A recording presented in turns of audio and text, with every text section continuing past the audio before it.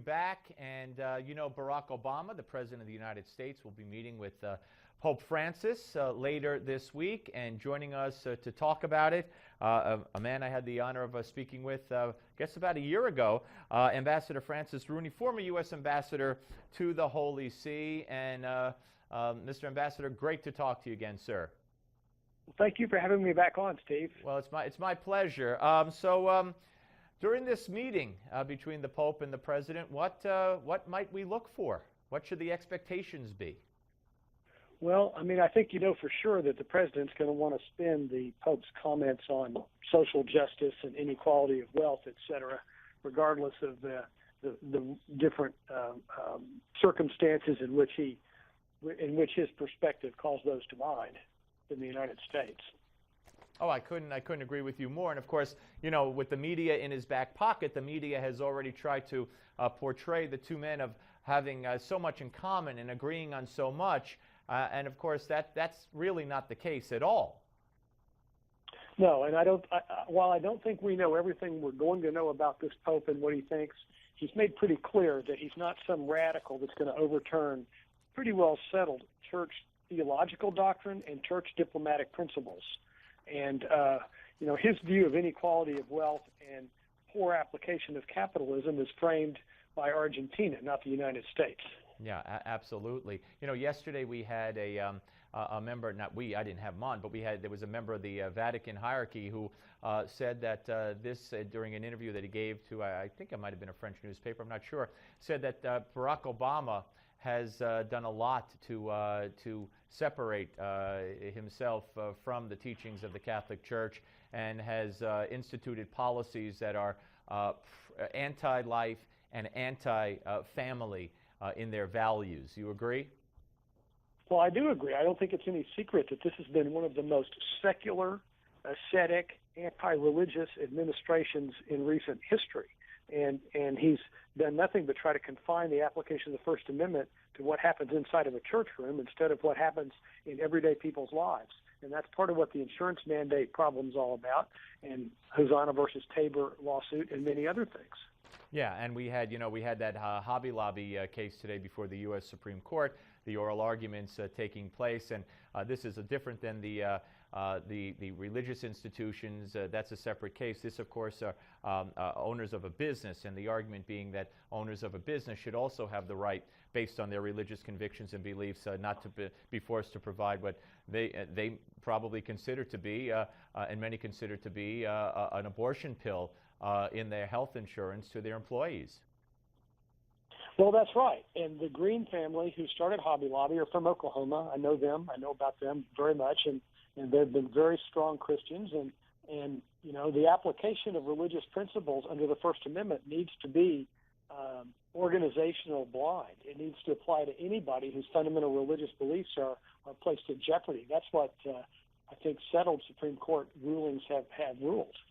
Yeah, no, absolutely. It's going to be very interesting to see which way this goes. I want you to hear something that Jimmy Carter said yesterday on MSNBC. He's got a book out. He's plugging a book, and it was striking to me, and we talked about it earlier in the show. He was talking about how the Catholic Church and the Southern Baptist Convention specifically could be responsible, in his view, for a persecution of women around the world. I found it interesting he left out radical Islam, but give a listen to this.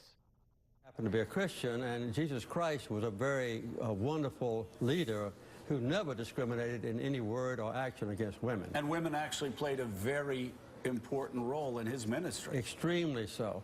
But with the writings of St. Paul, you can selectively take verses out of the Bible, and you can justify women not being able to be.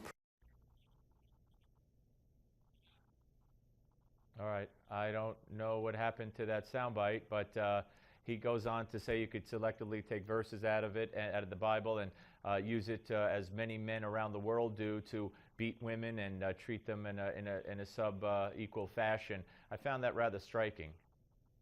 Yeah, it just goes to show you that Jimmy Carter is the same old Jimmy Carter. I mean, there's no intellectual basis in that. When you look at the theology of the Catholic Church, which has the Virgin Mary at the top, and you look at the strong role that women have played in the church as nuns and as laypersons and all that, I think that's a little disingenuous to say.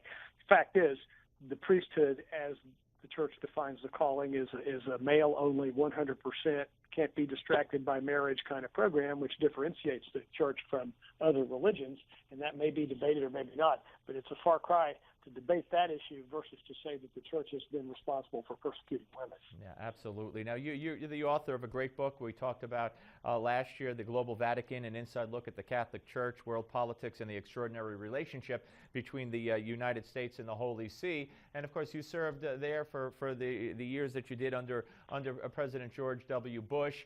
And we've talked about Obama and his policies, and we quoted the other member of the member of the Vatican who made those statements yesterday. Where do you see the relationship right now as damaged, as certainly repairable, as getting worse as time goes on? Maybe since you wrote the book, where do you see the Obama relationship with the Vatican? Well, as we've talked about before, for the first 6+ years of the president's administration, it's been highly attenuated and very secularly driven, with very little interest in engaging the Holy See. Now, I'm hopeful. I'm going to be optimistic here. Secretary Kerry, who's a Catholic, went to see Cardinal Parolin, the Vatican Secretary of State, earlier in the winter, and they had some fairly frank talks, even talked about this First Amendment business and the insurance mandate. And so now, at least the president's going to go see the Pope. I'm sure he has his own political objectives in doing that. But the Pope is the Pope, and he's going to speak to humanity, not just the President of the United States. And I think that's a good thing. Do you think he's aware of, especially this Pope who seems, so much more humble, so much more modernized, if you will, and looking to reform in such different ways? Do you think he's aware of the fact that he's portrayed in the media as having a lot in common with Barack Obama, as opposed to the media stressing the very blatant differences, and he'll have that on his mind when he says whatever he says, if he says anything to the president or about the meeting? I think he'll be fully briefed. He has been fully briefed. He knows all about what this administration's been doing, and he's probably fully aware of the opportunities for the president to leverage this meeting to draw some type of implied symmetry between his view of inequality of wealth and property ownership and things like that versus the historic teachings of the Catholic Church, which have been consistent ever since Rerum Novarum back in 1891.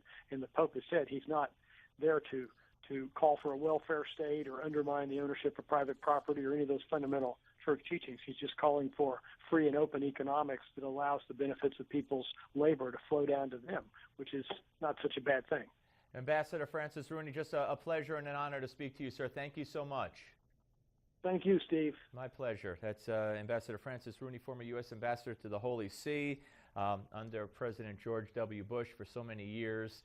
And I'm not Catholic. I'm not Christian, and I understand exactly what this president has done, and it just must be so hard for someone who served as U.S. Ambassador to the Holy See to see what has transpired in the change, no pun intended, the sea change between this administration and the previous administration, and these court cases and these mandates infringing upon freedom of religion, and the trashing of Catholicism and Christianity, Catholicism specifically, Christianity in general, by the media, every form of the media, be it movies, be it books, be it pundits, be it columns, news media, you name it, entertainment in all its forms. It's a rough time.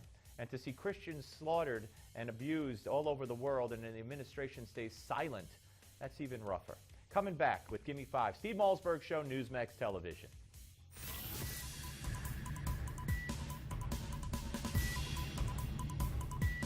We don't just talk about the news, we talk to those making news. This is the Steve Malzberg Show.